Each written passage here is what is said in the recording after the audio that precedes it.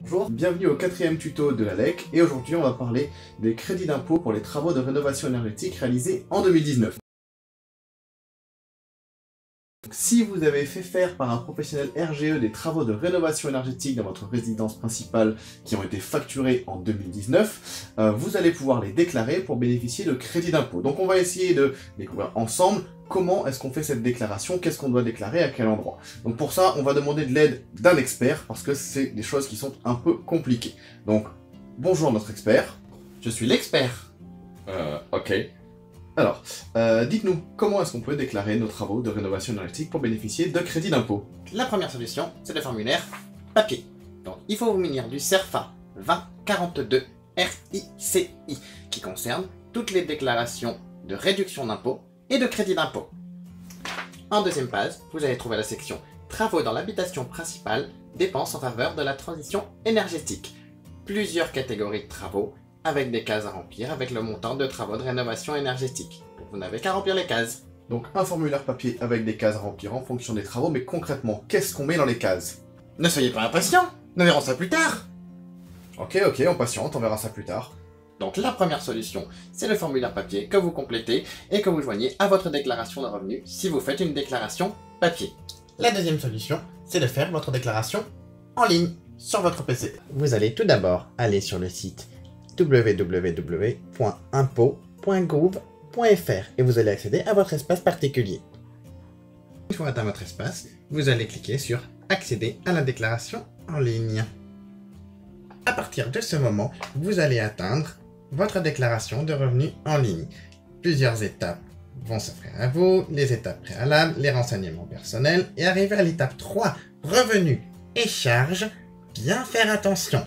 Vous descendez dans la section charges et vous cliquez sur travaux dans l'habitation principale, dépenses pour la transition énergétique.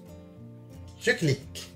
Si vous ne le faites pas, vous n'aurez pas accès au formulaire à compléter pour déclarer vos travaux. Donc très important, cliquez sur travaux dans l'habitation principale, dépenses pour la transition énergétique. Continuez à avancer dans votre déclaration jusqu'à atteindre l'étape vos charges, travaux dans l'habitation principale, dépenses pour la transition énergétique. À ce moment-là, vous retrouvez les mêmes cases que sur le CERFA qu'on a vu précédemment, que vous allez remplir avec les montants de travaux éligibles. Donc une case par type de travaux, et on va simplement chercher la case qui correspond aux travaux qu'on a réalisés. C'est bien ça? Il y a d'autres points d'attention à avoir avant de choisir sa case? Oui, faites attention. Pour les chaudières et pour les chauffe-eau thermodynamiques, regardez bien la date de facturation. Les cases ne sont pas les mêmes si c'est une facturation avant le 8 mars ou à partir du 8 mars. Donc à vérifier, et en fonction de la date de facture, vous choisissez la case correspondante. Et donc, quel montant indiquer dans les cases? Moi j'ai une facture avec plein de montants différents, qu'est-ce que je peux déclarer pour bénéficier du crédit d'impôt? La plupart du temps, les travaux éligibles au crédit d'impôt sont uniquement le matériel et pas la main-d'œuvre. Donc uniquement le matériel, et donc ça veut dire par exemple la chaudière, mais également le conduit. Non. Les cuivres, Non.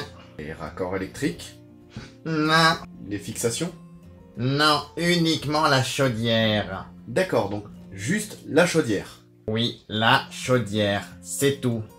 Ok, donc vraiment juste l'élément principal, la chaudière, le chauffe-eau, le poêle, en fonction de ce qu'on a installé, c'est ça?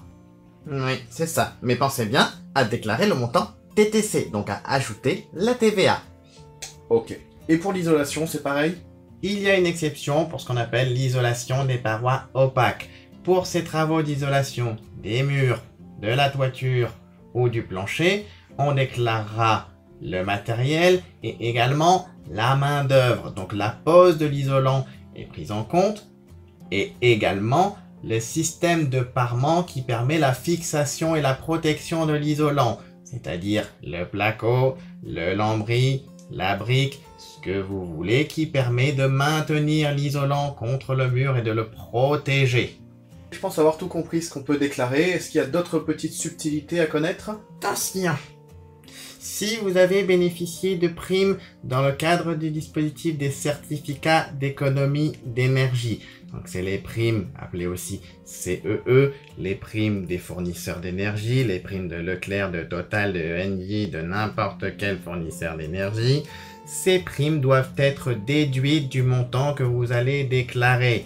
Si vous avez payé pour 1000 € d'isolation et que vous avez 100 € de prime, vous ne déclarez que 900 € pour le crédit d'impôt. Alors moi j'ai fait un dossier chez Leclerc pour avoir des primes, le dossier est enregistré mais je n'ai pas encore perçu les primes. Est-ce que je les déduis du montant déclarable au crédit d'impôt ou pas? Non, malheureux non, on ne déduit les primes que si vous avez déjà reçu la prime. Tant que vous ne l'avez pas, vous ne la déclarez pas, donc vous ne la déduisez pas du montant déclarable lors de votre déclaration de revenus. On a un formulaire, le 2042 RICI, sur lequel on déclare ses travaux. Une ligne par type de travaux. On vérifie bien la date de la facture, notamment pour tout ce qui est chaudière et chauffe-eau thermodynamique, pour savoir dans quelle case on se place. On déclare les montants TTC, uniquement le matériel, sauf pour les travaux d'isolation sur lesquels on peut déclarer la main-d'œuvre. On déduit bien les primes dont on a bénéficié sur ces travaux avant le montant déclarable. J'ai bon? Ben voilà, c'était pas compliqué. Bon, après, il y a 2-3 petites règles de plafond liées au nombre de personnes dans le logement et de plafond par travaux. Mais bon, ça, c'est du détail. Hein? Pas compliqué, vous dites ça parce que vous êtes expert. En tout cas, si vous avez le moindre souci, vous n'hésitez pas à contacter l'ALEG, vous avez les contacts qui vont s'afficher par là, et on pourra vous aider à bien déclarer vos travaux de rénovation énergétique pour pouvoir bénéficier du crédit d'impôt. On met également en lien dans la description le formulaire, ainsi qu'une notice détaillée pour bien le remplir. Voilà, je vous souhaite une bonne journée. Le confinement est fini, mais gardez encore vos précautions, limitez au maximum les échanges, respectez bien tous les gestes barrières pour éviter la propagation de la maladie. Bon courage à tous! J'ai oublié de vous parler du plafond de travaux sur 5 années glissantes, ainsi que de la possibilité de proratiser les C2E en fonction des travaux éligibles sur les factures. Appelez l'ALEC.